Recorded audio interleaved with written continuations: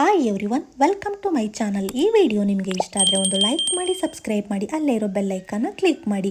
ಈ ವಿಡಿಯೋದಲ್ಲಿ ನಾನು ಉಚ್ಚೆಳ್ ಚಟ್ನಿ ಪುಡಿ ರೆಸಿಪಿನ ನಿಮ್ಮ ಹತ್ರ ಶೇರ್ ಮಾಡ್ಕೋತಾ ಇದ್ದೀನಿ.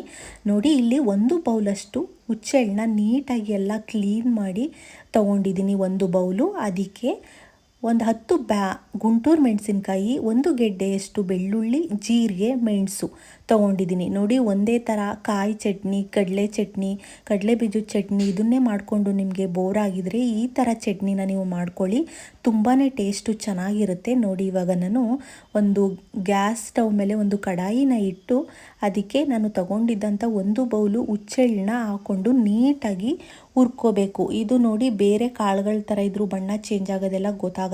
ಇದು ಕಪ್ ಕಲರೇ ಇರೋದ್ರಿಂದ ನಿಮಗೆ ಇದು ಚಿಟಪಟ ಅಂತ ಸಿಡಿಯೋದಕ್ಕೆ ಸ್ಟಾರ್ಟ್ ಆಗುತ್ತೆ. ಆವಾಗ ನೀವು ಗೊತ್ತು ಮಾಡ್ಕೋಬೇಕು. ಹೈ ಫ್ಲೇಮ್ನಲ್ಲಿ ಹುರ್ಕೊಳ್ಳೋಕ್ಕೆ ಹೋಗಬೇಡಿ, ಇದು ಸೀದೋಗ್ಬಿಡುತ್ತೆ. ಮೀಡಿಯಮ್ ಫ್ಲೇಮ್ನಲ್ಲಿ ಇಟ್ಕೊಂಡು ನೀಟಾಗಿ ಫ್ರೈ ಮಾಡ್ಕೋಬೇಕು. ಅದು ಚಿಟಪಟ ಅಂತ ಸೌಂಡ್ ಬಂದಾಗ ನಿಮಗೆ ಗೊತ್ತಾಗುತ್ತೆ ಇದು ನೀಟಾಗಿ ಹುರ್ತಿದೆ ಅಂತ. ಆವಾಗ ನೀವು ಅದನ್ನು ತೆಗ್ದಿಟ್ಕೋಬೇಕು. ಈ ಚಟ್ನಿ ಅಂತೂ ತುಂಬಾ ಚೆನ್ನಾಗಿರುತ್ತೆ. ಇದನ್ನು ಸ್ವೀಟ್ ಚಟ್ನಿ ಥರನೂ ಮಾಡ್ಬೋದು ಮತ್ತು ಖಾರ ಚಟ್ನಿ ಥರನೂ ಮಾಡ್ಬೋದು. ನಾನಿವತ್ತು ಖಾರ ಚಟ್ನಿ ಥರ ಮಾಡ್ತಾಯಿದ್ದೀನಿ. ಮೆಣಸಿನ್ಕಾಯಿ ತೊಗೊಂಡಿದ್ದೀನಲ್ಲ, ಆ ಮೆಣಸಿನ್ಕಾಯಿನ ಸ್ಕಿಪ್ ಮಾಡಿ ನೀವು ಅದಕ್ಕೆ ಬೆಲ್ಲನ ಸೇರಿಸ್ಕೊಂಡ್ರೆ ಸ್ವೀಟ್ ಆಗಿರುತ್ತೆ, ತುಂಬ ಚೆನ್ನಾಗಿರುತ್ತೆ.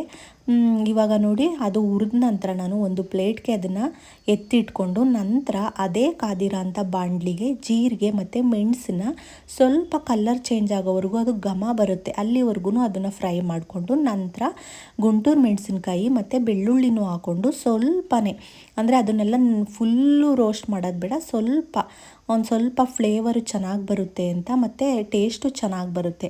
ಅದನ್ನೆಲ್ಲ ಹುರ್ಕೊಂಡು ನೀವೇನು ಮಾಡಬೇಕು, ಸ್ವಲ್ಪ ಹೊತ್ತು ಆರೋದಕ್ಕೆ ಬಿಡಬೇಕು. ಇದು ರೊಟ್ಟಿಗಂತೂ ಬೆಸ್ಟ್ ಅಂತಲೇ ಹೇಳ್ಬೋದು. ಬೇರೆ ಇನ್ಯಾವುದಕ್ಕೂ ಇದು ಸೆಟ್ ಆಗಲ್ಲ. ರೊಟ್ಟಿ ಮತ್ತು ಈ ಒಡ್ಚಿಲ್ಗೆ ಅಂತ ಮಾಡ್ತೀವಿ, ಅದಕ್ಕೂ ತುಂಬ ಚೆನ್ನಾಗಿರುತ್ತೆ. ಅದೆರಡಕ್ಕೆ ಮಾತ್ರ ಇದು ಸೂಟಬಲ್ ಅಷ್ಟೇ. ಈ ಚಟ್ನಿ ನೋಡಿ, ನಾನು ಎತ್ತಿಟ್ಕೊಂಡಿದ್ದೀನಲ್ಲ ಅದರೊಳಗಡೆಗೆ ಹಾಕಿ ಅದೆಲ್ಲ ನೀಟಾಗಿ ಅದು ಫುಲ್ಲು ಆರಬೇಕು. ಆರಿದ ನಂತರ ನೀವು ಅದನ್ನು ಮಿಕ್ಸರ್ ಜಾರ್ಗೆ ಹಾಕ್ಕೊಂಡು ನೀಟಾಗಿ ಪೌಡರ್ ಮಾಡಿಕೊಂಡ್ರೆ ಆಯಿತು. ಇವಾಗ ನೋಡಿ, ಮೆಣಸಿನ್ಕಾಯಿ ಹಾಕ್ಕೊಂಡಿದ್ದೀನಲ್ಲ, ಈ ಮೆಣಸಿನ್ಕಾಯಿನ ಸ್ವಲ್ಪ ಪ್ರಮಾಣ ತೊಗೊಂಡು ನೀವು ಇದಕ್ಕೆ ಬೆಲ್ಲನ ಸೇರಿಸ್ಕೊಂಡ್ರೆ ಟೇಸ್ಟ್ ವೈಸು ಇನ್ನೂ ಚೆನ್ನಾಗಿರುತ್ತೆ. ಸ್ವಲ್ಪ ಖಾರ, ಸ್ವಲ್ಪ ಸಿಹಿ, ಒಂಥರ ಮಿಕ್ಸ್ಡಲ್ಲಿ ತುಂಬ ಚೆನ್ನಾಗಿರುತ್ತೆ. ನಾನಿವತ್ತು ಅದನ್ನು ಮಾಡ್ತಿಲ್ಲ, ಈಗ ಮಾಡ್ತಾಯಿದ್ದೀನಿ. ಅದಕ್ಕೆ ರುಚಿಗೆ ಎಷ್ಟು ಬೇಕೋ ಅಷ್ಟು ಉಪ್ಪಿನ ಪುಡಿನ ಹಾಕ್ಕೊಂಡು ನೀವು ನೋಡಿ ಈ ಥರ ನೀಟಾಗಿ ಪೌಡರ್ ಆಗೋಗುತ್ತೆ. ಯಾವುದೇ ರೀತಿಯಾಗಿ ಇದಾಗಲ್ಲ, ತುಂಬ ಚೆನ್ನಾಗಿ ಪೌಡರ್ ಆಗುತ್ತೆ. ನಂತರ ನೋಡಿ, ನಾನು ಅದನ್ನು ಎಷ್ಟು ಬೇಕೋ ಅಷ್ಟನ್ನು ಒಂದು ಬೌಲ್ಗೆ ಹಾಕ್ಕೊಂಡು ನೀವು ಬೇಕಾದಾಗ ಮಿಕ್ಸ್ ಮಾಡ್ಕೋಬೋದು. ಈ ಪೌಡರ್ನ ನೀವು ಫ್ರಿಜ್ಜಲ್ಲಿ ಇಟ್ಕೋಬೋದು, ಎಷ್ಟು ದಿನ ಬೇಕಾದರೂ ಕೆಡೋದಿಲ್ಲ. ನೋಡಿ, ನಂತರ ಇದಕ್ಕೆ ಗಟ್ಟಿ ಮೊಸರನ್ನ ಹಾಕೋತಾ ಇದ್ದೀನಿ. ಯಾವುದೇ ರೀತಿಯಾದ ನೀರು ಹಾಕ್ಕೊಂಡು ಆ ಥರ ಮಾಡ್ಕೊಳ್ಳೋಕೆ ಹೋಗ್ಬೇಡಿ. ಫುಲ್ಲು ಗಟ್ಟಿ ಮೊಸರನ್ನ ಹಾಕ್ಕೊಂಡು ನೀವು ನೀಟಾಗಿ ಅದನ್ನು ಮಿಕ್ಸ್ ಮಾಡಿಕೊಂಡ್ರೆ ರೊಟ್ಟಿ ಜೊತೆ ತಿಂತಾಯಿದ್ರೆ ತುಂಬಾ ಚೆನ್ನಾಗಿರುತ್ತೆ ಫ್ರೆಂಡ್ಸ್.